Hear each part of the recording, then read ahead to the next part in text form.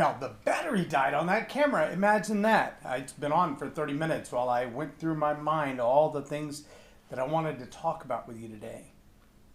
But here's the one that really strikes me.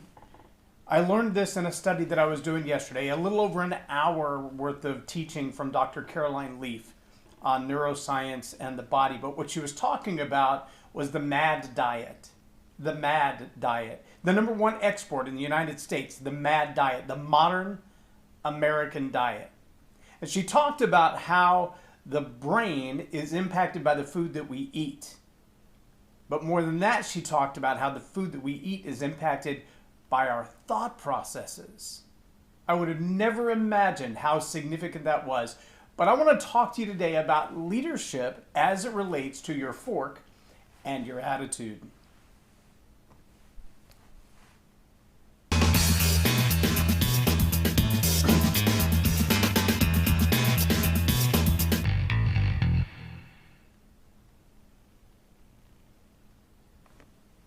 I'm Loren Norris with Leading Leaders Podcast. And it's really fascinating to me how the impact of your thought life impacts your diet and digestion. Now, we know for a fact, right? We've all experienced that moment when we have a lot of anxiety, a lot of stress, a lot of frustration in our life around, a job interview or the first day at a new school or the first day at college or a brand new relationship. We've all fallen in love and we can't eat for a couple of days, right? Maybe it's because we feel like we look fat in this shirt. Maybe it's because we just have the stress and the anxiety. But, if you've been through high stress times in your life, like a training scenario or a new relationship or a new move, or you've even seen your children or your siblings go through this anxiety, you know that it does weird things, not only to your digestive process, but to your hunger, to the way that your body metabolizes the food that you eat, even to the things that your body craves. You probably have met a pregnant woman who had strange cravings for foods that normally were not on her menu or on her diet. Maybe the pickles and ice cream together, something sweet and something salty to the extreme. Maybe you've even seen people who are so addicted to French fries that they just can't stop eating French fries. They want to lose the weight. They work hard in the gym. They spend hours on the treadmill, but they can't put down the French fries. I was fascinated to hear Dr. Leaf say that it's not just the food itself, but sometimes it's the endorphins that are in the human body that are related to the food. Now, that was a little bit puzzling to me. One of the things she said that I thought was very important was she said, understand that both dopamine and serotonin, which are the two that we consider the feel-good chemicals of the body, the two most prominent, that more of those chemicals are released in our body, more of those hormones are released in our body from the gut than from the brain. Now let that settle in for a minute, then ask yourself, are the foods that I'm putting in my body, the things that I put on my fork and then into my face, are those foods helping or hurting the endorphins and the serotonin in my body? The dopamine and the serotonin, the things that make me feel good, are they being enhanced or inhibited by the food that I eat? Now you probably think to yourself, this is about the craziest leadership talk that I've ever heard in my life. But remember that one of the principles of good, strong leadership is that you've got to start by leading yourself first. That's a Maxwell idea. It's a Maxwell concept, but it goes way back before Maxwell. Jesus Christ said the same thing. And almost every leadership teacher, trainer, coach that I've ever encountered has eventually come to the same discovery. If you can't lead your own life, how can you lead anybody else's? If you can't take care of your own environment, your own mind space, your own mental space, your own head space, your own body space, if you have no control of that, how in the world are you going to lead anybody else? Because leadership is influence, nothing more and nothing less. How can I lead someone, inspire someone, influence someone if I can't control my own wants, wishes, desires, and cravings? Now, the truth is, there are a lot of things that our bodies are now being taught to crave that are unnatural. See, I never would have thought of that 5 years ago. I never would have thought that the reason we have cravings for sugar is because sugar is more addictive than cocaine. Look up the science on it. You're going to find that it's true. Now let me go one step further than that. Not only is sugar more addictive than cocaine, sugar is also added to your French fries. Yep. It's added to the contents that make up your French fries. It's added to your hamburgers. It's added to the buns. It's added to so many other things. In fact, Dr. Caroline Leaf, who has consulted with physical doctors, with nutritionists, she is a neuroscientist, a PhD and MD. She is very well versed in this concept. She said there are more than 30,000 kinds of grains and wheats on the earth, and almost none of them create a natural resistance to gluten. No, it's the gluten that has been manipulated into the addictive nature of the things that we find it in. I'll let that one settle in for a minute. So if you're eating a lot of crackers and chips and breads and pastas that have a lot of gluten that are causing stomach irritations and things of that nature, chances are it's not really celiac disease in your case. Now, obviously, there are people who have celiac disease, but there are also more people who have become victims of the modern American diet, the exports even. There are places in the world, just as an example of this modern American diet export, places in this world where parents will wean their children off of breast milk and straight onto Coca-Cola or some other form of immediate sugar delivery because it releases all the dopamine and serotonin in the body. Just like chocolate has an immediate mental effect on many people, these sugary foods, these gluten-laden foods, they have a direct emotional impact. You ever heard of somebody who emotionally eats? Studies have been done for people that if their mind is triggered to believe that it's time to eat, even if their gut isn't hungry, they will eat. With people who have memory care issues, they've even tested the study to see if we tell them that it's dinner time, but they ate just 20 minutes ago, will they eat again? Yes, because their body isn't sending the triggers to tell them you've already eaten and you're full because the food itself is creating hunger cravings. It's a massive form of manipulation.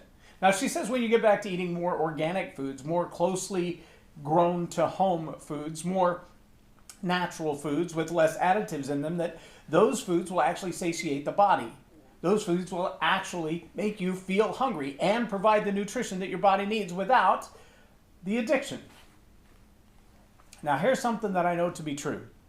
If you've ever struggled with an addiction of any kind, alcohol, tobacco, vaping, it doesn't matter. Whatever the addiction has been in your life, drugs, pornography, relationships, it doesn't matter what the addiction has been. If you've had an addiction in your life and you've tried to take that addiction as a whole and move it out of your life, what you have found is that other addictions tend to creep in because addiction, by its nature, is addictive. The substance sometimes becomes a chemical dependency. The thing that your body is reacting to, it wants more of. So whether that's chocolate, or it's the sugar in your French fries, or it's the starchy foods, or it's the pastas, or it's the sweetness of the salad dressing that you choose every time that you eat salad. Whatever that addictive response is, for me, for 25 years, it was pornography. But whatever that addictive response is, whatever's releasing those chemicals in your body, it's generating a control feature in your mind that says, I have to have X, fill in the blank, whatever that is. And when you take the X out of that blank, but don't take away the sentence, meaning you take away the substance that you're addicted to, but you don't get rid of the addictive nature, you're not leading yourself. You're still under the control of something else that's influencing your behavior.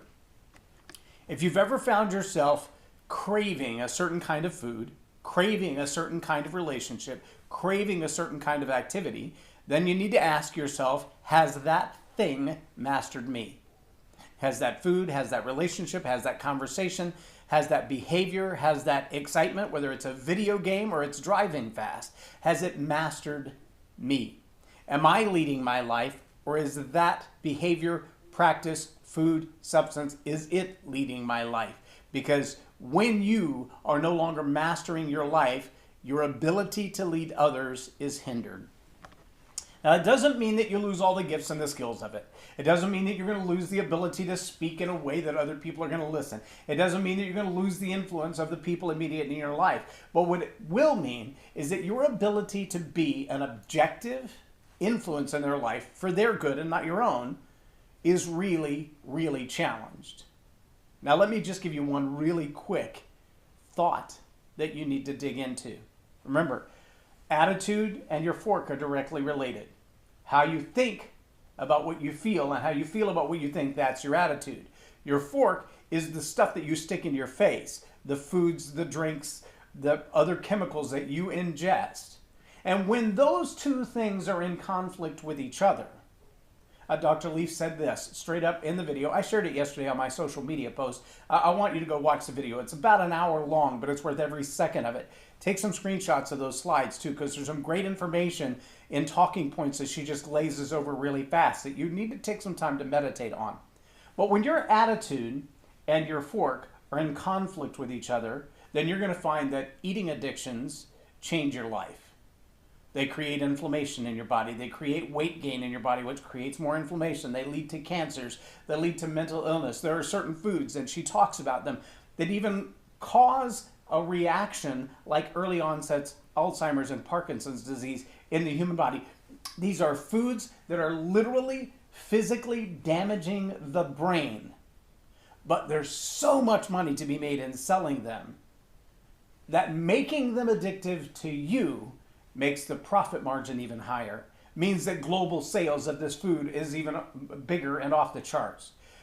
But I want you to think from an attitude standpoint about the most addictive thing you've ever encountered. I'm going to tell you it's probably power. If you're addicted to power, you want control, you want leadership, you want to be in charge of everyone, you want everyone to follow the rules, and you will do, just like the addict who says, hey, I just need one more beer, and they strap their children in the backseat of their car and they drive to the liquor store when they're already too drunk to drive, but the addiction is driving them. Like the man who goes to the strip club while his wife is asleep in bed. Rather than finding his needs to be met in his relationship, he's looking outside of it because the addiction is driving him. Like the person who intentionally sabotages a relationship. And they know that they're hurting people. They know that others will be emotionally scarred by this, but they've got to get their fix of being in control, whether it's physically or it's verbally or it's financial abuse, sometimes even religious abuse. They've got to have that control because that's what they're addicted to. There's an old phrase that says that power corrupts and absolute power corrupts absolutely. The more power a person has, the more control a person has, the more addictive that power becomes. And there will be a point, just like every other addict, that they will sacrifice everything and everyone to get their fix.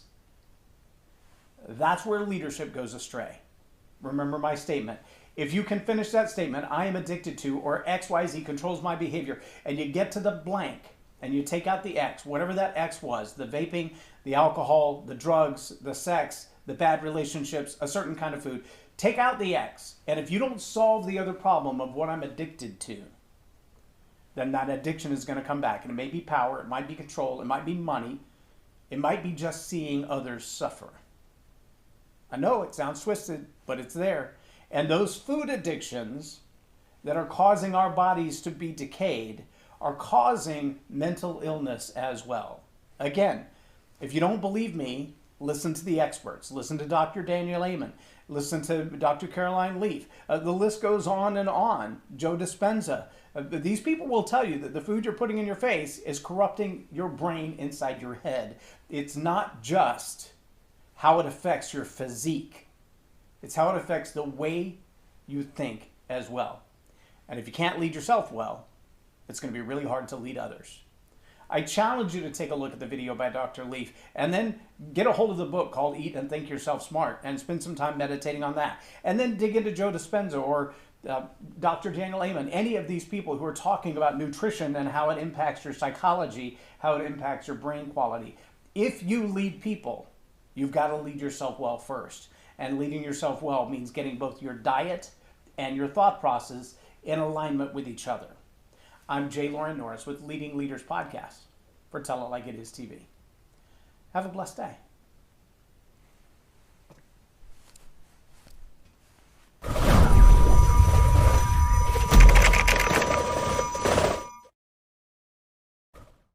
Subscribe now for our extensive video library of leadership lessons promoting faith